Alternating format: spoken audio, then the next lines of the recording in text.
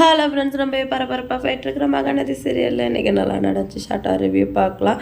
காவேரி வந்து யமுனா வாட்டால் கூட்டிகிட்டு வந்துட்டுருக்காங்க. யமுனா வந்து அழுதுகிட்டே வராங்க.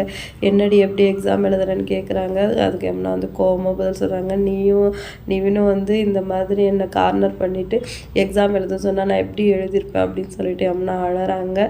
காவேரியால் எதுவுமே சொல்ல முடியல. கோவத்தில் வந்து யமுனா வந்து ஆட்டோலேருந்து இறங்கி போயிடுறாங்க. காவேரி வந்து பின்னாடியே வராங்க.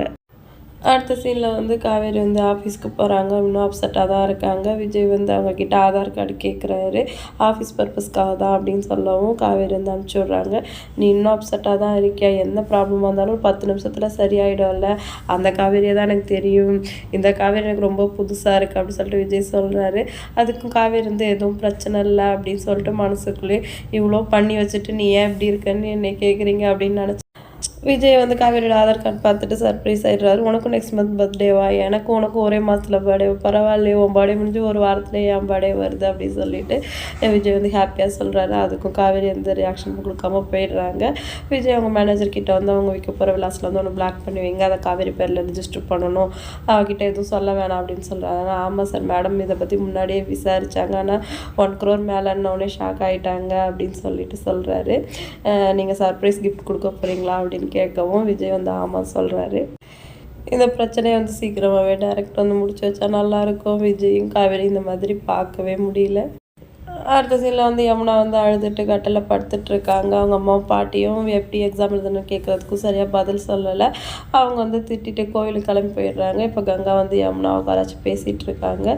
என்ன தாண்டி உனக்கும் காவேரிக்கும் பிரச்சனை அப்படின்னு யமுனா கிட்ட கேட்குறாங்க. ஒன்றும் இல்லை அப்படின்னு சொல்லி சமாளிக்கிறாங்க.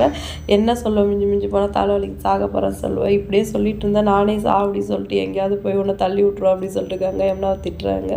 எல்லாரும் சேர்ந்து கார்னர் பண்ணி தானே நான் எக்ஸாம் எழுத வச்சிங்க, அப்புறம் நான் எப்படி ஒழுங்காக எழுதுவேன் அப்படின்னு சொல்லிட்டு யமுனா சொல்கிறாங்க. உனக்கு என்ன தாண்டி பிரச்சனை சொல்லு அப்படின்னு சொல்லவும் நிவினுக்கும் இவங்களுக்கும் நடுவில் இருக்கிற லவ் மேட்ரு பற்றி சொல்கிறாங்க. உனக்கு கொஞ்சமாவது அறிவு இருக்கா? அதுவும் அந்த நிவின் வந்து காவேரி வாழ்க்கையில் எவ்வளோ குழப்பத்தை உண்டு பண்ண, அவனை போய் லவ் பண்ணியிருக்கா, அதுவும் வேண்டாம் சொல்லி அவன் பின்னாடியே வெக்கமே இல்லாமல் போயிருக்கு.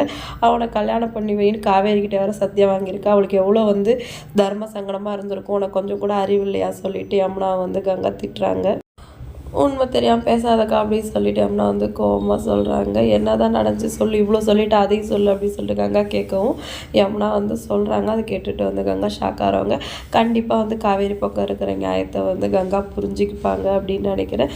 இந்த பிரச்சனையை வந்து தீர்த்து வைக்கிறாங்களான்னு பார்ப்போம். வீடியோ பிடிச்சா லைக் பண்ணிக்கோங்க. அடுத்த வாரம் என்னெல்லாம் நடக்க போகுதுன்னு வெயிட் பண்ணி பார்க்கலாம். டாட்டா பாய்.